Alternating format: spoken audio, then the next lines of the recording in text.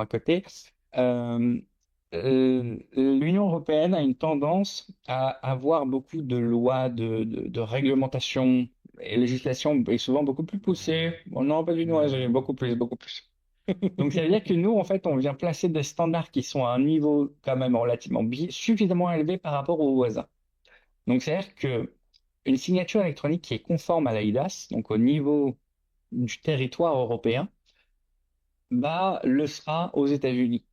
Parce qu'en fait, on surpasse d'emblée, si tu veux, les standards de sécurité, de vérification de machin en Europe. Donc, en fait, on les surpasse. De facto, bah, du coup, c'est-à-dire que nos signatures sont valides dans ce sens. Donc, Europe vers États-Unis.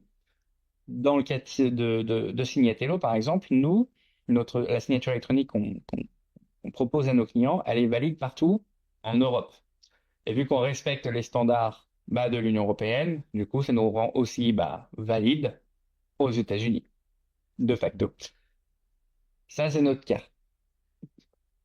Il y a certains services, voilà, qui, là encore, chacun est juge de l'observer un peu à son bon vouloir.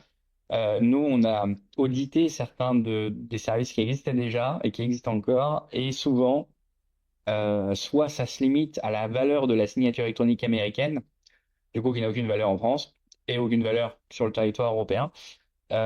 Et souvent, ça n'a même moins de valeur que les États-Unis. Donc, c'est-à-dire que c'est encore pire que le pire, quoi.